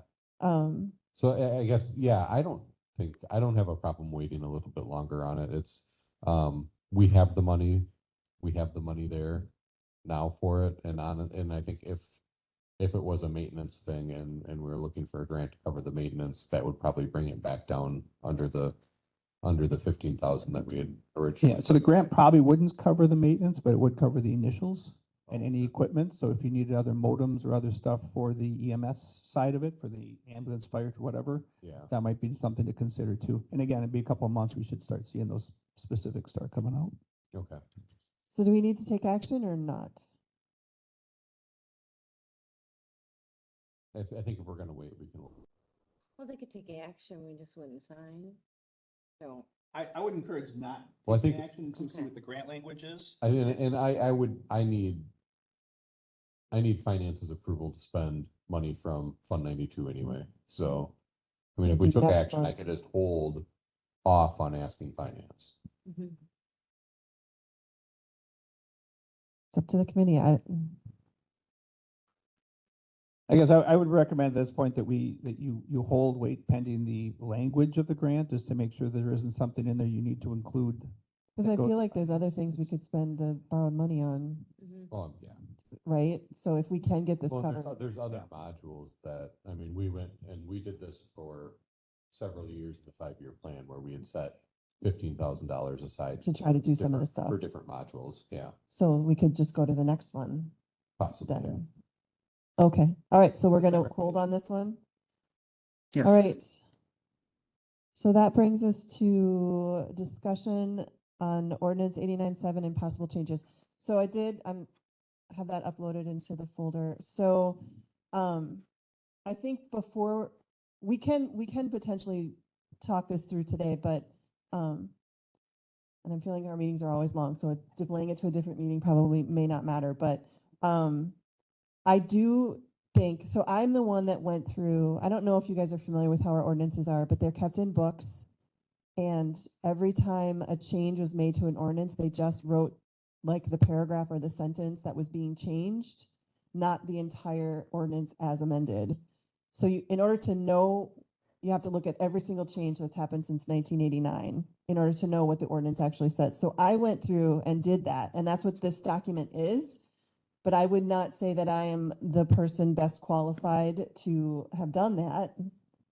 I mean, I'm not, and we are paying to have all of our ordinance codified.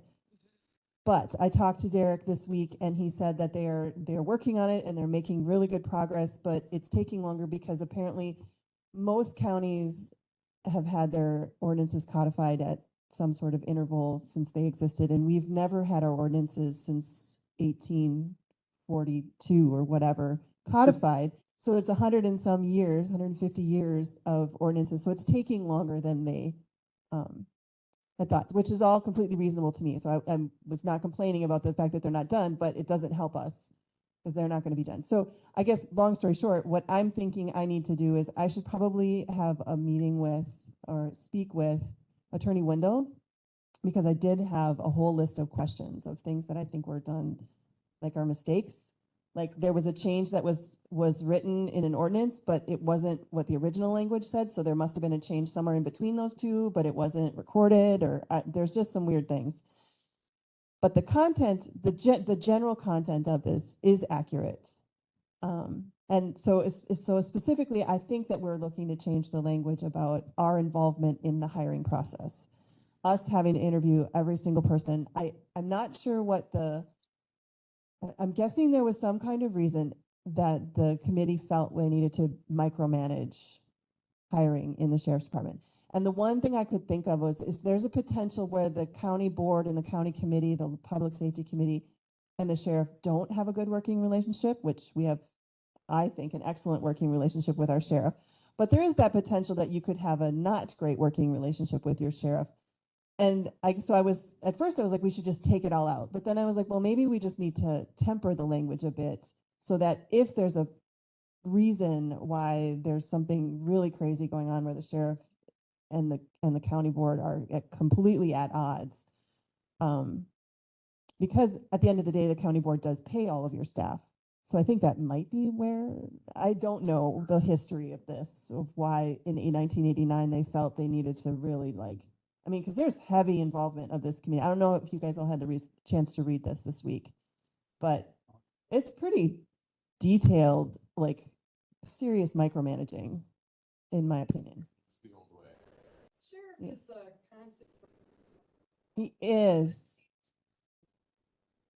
But it's an ordinance so we need to have discussions about how we're going to handle this. So have you all read this thoroughly and are ready to make comments, or would you like, since it's now in the folder and do you want some time? And then I will also, my recommendation is take another month to really read it in detail and get a feel for what you think are areas that we might need to change. And I'm assuming the sheriff will also bring his recommendations for what he thinks might need to be changed. And I will have a chance to talk to Attorney Wendell about some of the questions that came up when I was doing this. And so that we can have a more in-depth discussion in June. Does that sound? And I'll try not to have quite so much on the agenda so we have more time. By then we shouldn't have to talk about the radio tower project, hopefully, other than a brief update. That sounds Madam fine. Chair, Yes. I have had a chance to look at this, and there's so many things. I think I have like 10 questions, and I think that it's too involved for us to go today. Okay, yeah, I would agree.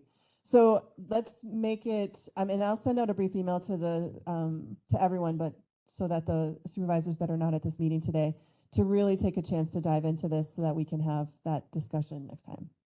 Okay, so that brings us to the discussion on the dog ordinance. So I brought this forward because I was at a Richwood Town Board meeting and the town chair in particular expressed concern about how dogs running at large incidences have been handled.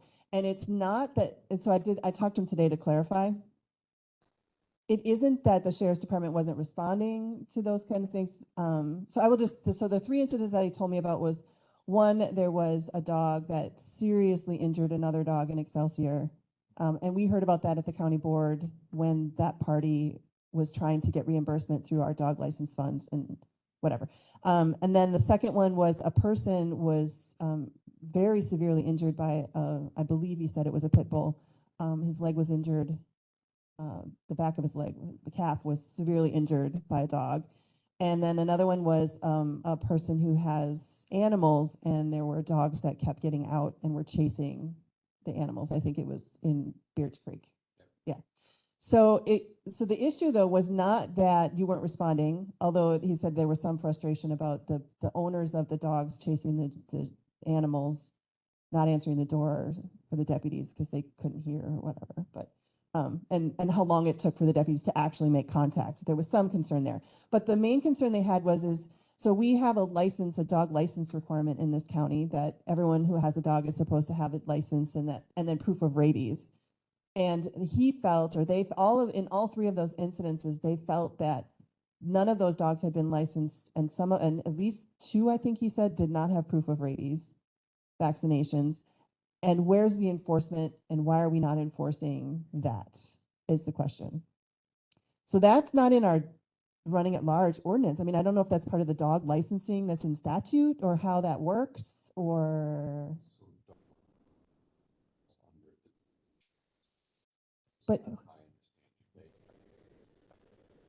But then they give the money, don't they give that money to the county then for our license fund? Yeah, so that, I mean, I think that transfer of funds, like, what does that mean? Does that transfer the responsibility of us? I guess I'm, because all of this has come up, I have looked at Mm-hmm. recently enough. This is, again, we can talk about it more in depth next time if you want to. I guess I just need to know, is it appropriate? Are we supposed to be talking about this? Should it be something of this nature be in our dog running at large ordinance, or what? And so maybe Attorney Wendell is a conversation we need to have. Because I will say, and then I talked with Jesse about this. It's Jesse that I'm referring to. I don't ever remember my career. So but how does a township enforce something like that? Wouldn't they ask you to do it?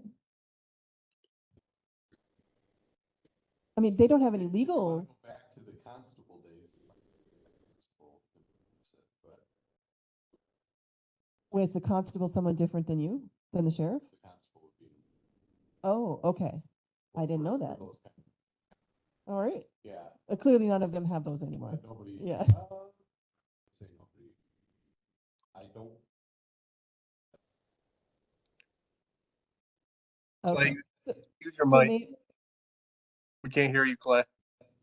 oh, did Oh, you? sorry. Oh, I was talking about town constables, and I don't believe any townships in Richland County currently have that position.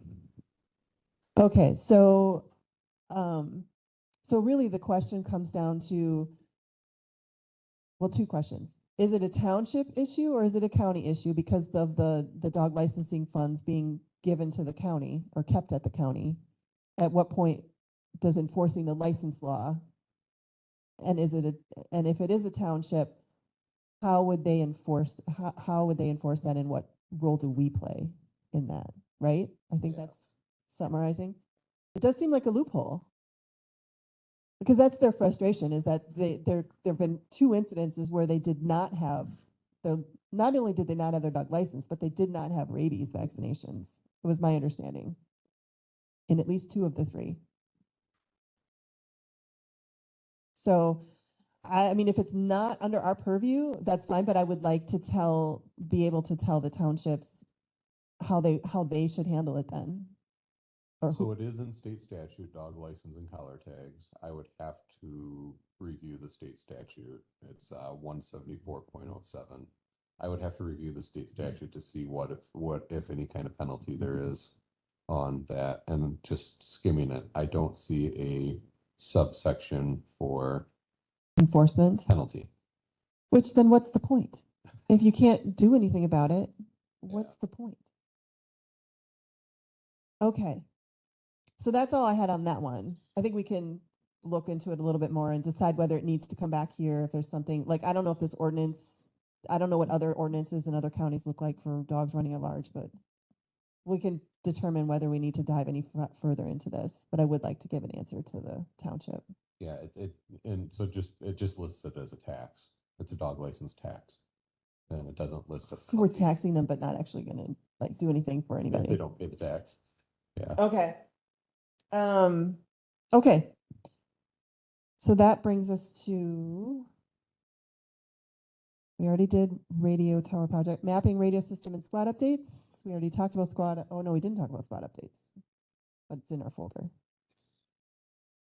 The numbers are looking okay. What I keep looking at is how much slower the miles are adding on now that we have a deputy per car. And along with that, I mean, and we mentioned this, I think we mentioned this at our last meeting when we did our quarterly review, though, it's our maintenance line.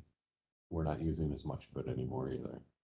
Oh, good. So the vehicles are doing better with less 24-hour days of running.